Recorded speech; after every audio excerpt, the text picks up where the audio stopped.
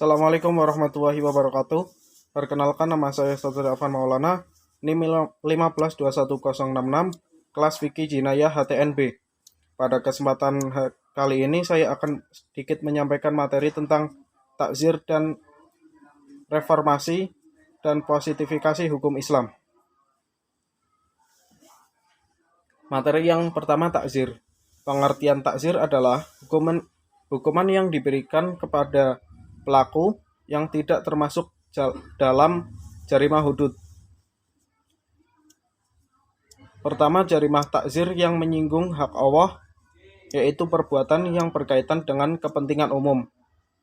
Yang kedua, jarimah takzir yang berkaitan menyinggung hak individu, yaitu perbuatan yang berkaitan dengan orang lain.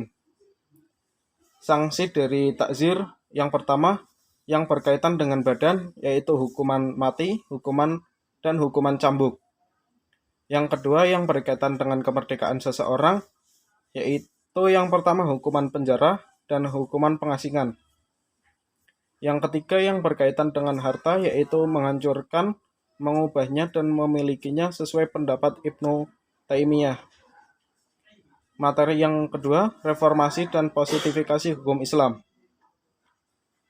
Secara umum, tujuan pemberlakuan hukum Islam atau maqasidu syariah adalah untuk mewujudkan kemaslahatan dan menghindari mafsadat dalam literatur Islam kontemporer. Kata pembaruan berganti dengan kata reformasi, modernisasi, reaktualisasi, rekonstruksi. Namun yang paling banyak dipergunakan adalah kata reformasi.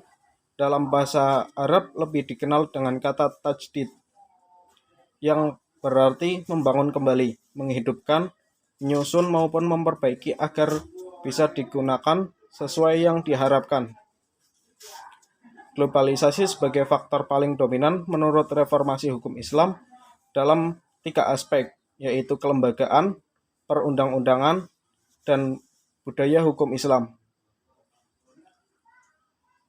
Indonesia sebagai penganut hukum campuran memungkinkan pembaharuan dalam 3 aspek tersebut. Faktor-faktor terjadinya reformasi. Yang pertama, sebagai pengisi kekosongan hukum. Karena norma-norma yang ada dalam kitab fikih tidak mengaturnya. Padahal masyarakat membutuhkan hukum atas permasalahan baru yang terjadi dan mendesak untuk diterapkan. Yang kedua, adanya pengaruh globalisasi dan iptek yang memerlukan hukum guna